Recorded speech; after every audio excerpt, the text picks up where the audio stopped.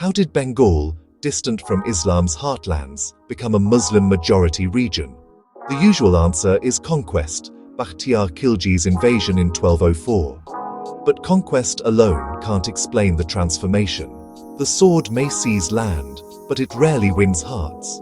The real change was gradual, shaped by saints, farmers, and seekers of a better life. Islam's spread in Bengal wasn't just a religious shift, it was the making of a new society. If force was the only factor, Muslim populations would cluster near old capitals like Goa. Instead, they flourished in the remote eastern deltas. This pattern reveals that social and spiritual forces, not just politics, drove the change. The spread of Islam was a grassroots movement, rooted in Bengal's soil. To understand this, we must look beyond kings and battles, and into the lives of ordinary people. What did Islam offer to Bengal's rice farmers, fishermen, and weavers? Why did it appeal so deeply? The answer lies in wandering holy men, a rigid social system, and the promise of a more just community. Islam blended with the local culture, creating something uniquely Bengali. We'll explore how Sufi saints, social conditions, and economic opportunities shaped this transformation. This was no sudden event, but a long, gradual process that forged the Bengali Muslim identity. It's a story of quiet revolution that reshaped the region for centuries. Bengal's Turkish sultans ruled differently than those in Delhi. In Delhi, rulers were distant, surrounded by foreign elites, and disconnected from rural life. Bengal's sultans, after breaking from Delhi, became true kings of the land, needing local support. They couldn't rely on distant armies. They had to connect with Bengal's people. This meant embracing local culture, sponsoring Bengali literature, art, and architecture. They presented themselves as kings of Bengal, not foreign conquerors. Power was more distributed. Local chieftains, Hindu and Muslim, held important roles. The capital had to listen to the countryside, creating a more interactive, less rigid system. The court became a melting pot of cultures and languages, open to new ideas. The sultans allowed cultural freedom and didn't force conversions. Instead, they fostered an environment where new religious ideas could spread peacefully. Their patronage of Bengali culture made them approachable. In this tolerant atmosphere, Sufi saints and mystics found fertile ground.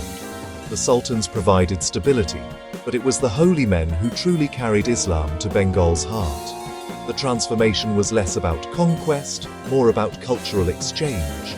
This set the stage for Islam's deep roots in Bengal. The real force behind Islam's spread in Bengal was the Sufi saints, not armies. These wandering mystics, pirs, and dervishes ventured deep into rural Bengal.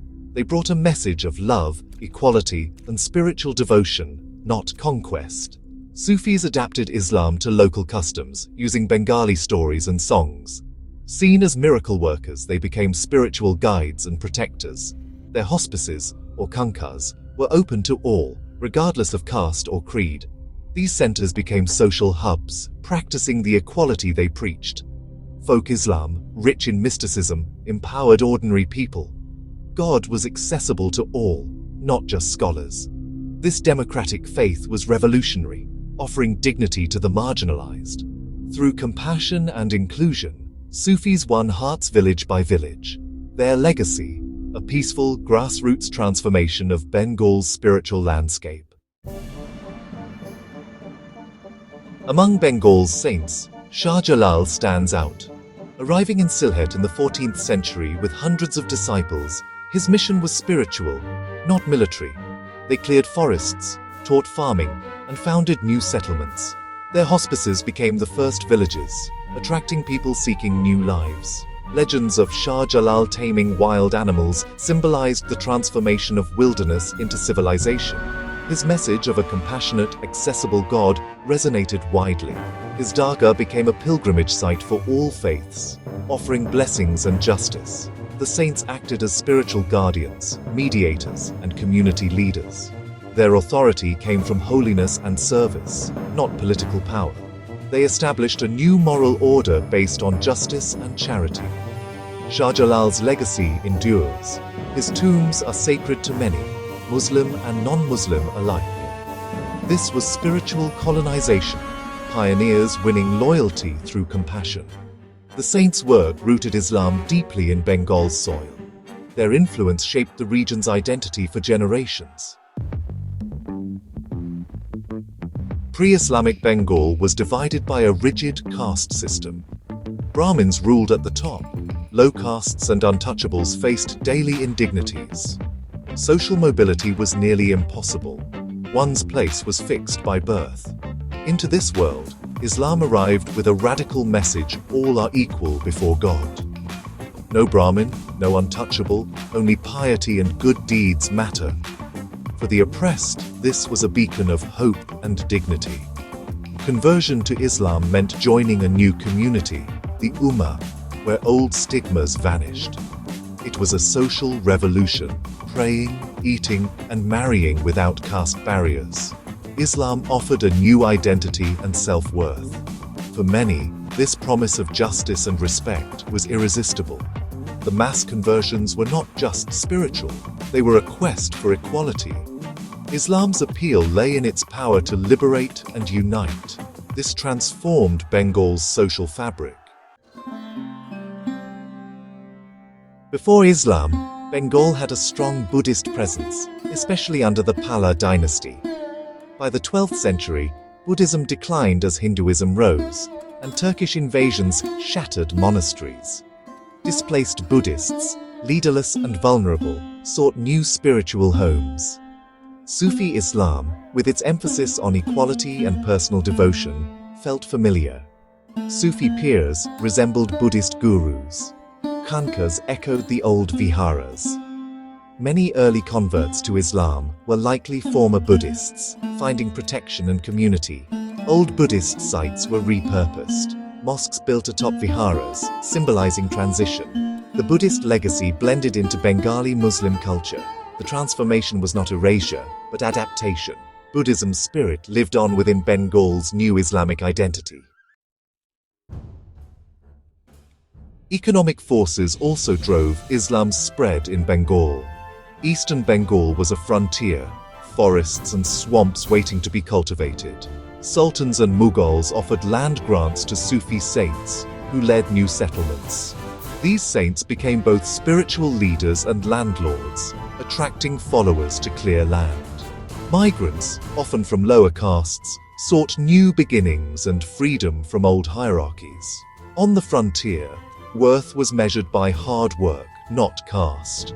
The mosque, built by the pir, became the village's heart. Conversion to Islam was part of joining this new community. Intermarriage between settlers and locals blended cultures. Over generations, a distinct Bengali Muslim identity emerged, rooted in land, faith, and shared endeavor. Islam was not imposed.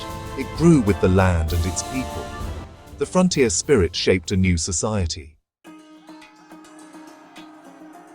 Islam's rise in Bengal didn't create rigid divisions. For centuries, Hindus and Muslims shared a common world, especially in rural areas. Daily life, challenges, and festivals blurred religious lines. Muslims adopted Bengali customs, language, and cuisine. Sultans patronized Bengali literature, making epics accessible to all.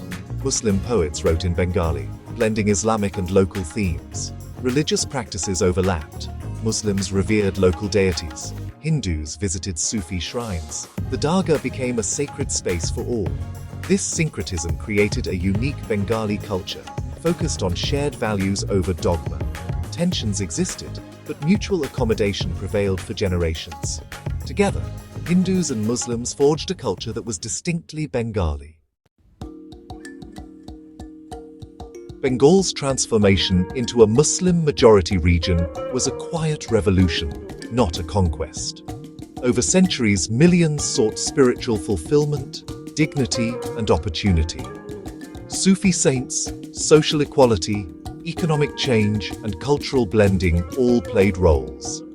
The result, a new society deeply rooted in Bengal's land and culture. Bengali Muslim identity was born locally, not imported. For centuries, Hindus and Muslims shared heritage and understanding. Later, new political forces would challenge this harmony, leading to division and partition. But for much of history, Bengal's story was one of peaceful transformation. The legacy is a vibrant, shared civilization. This is the story of how a new world was quietly made.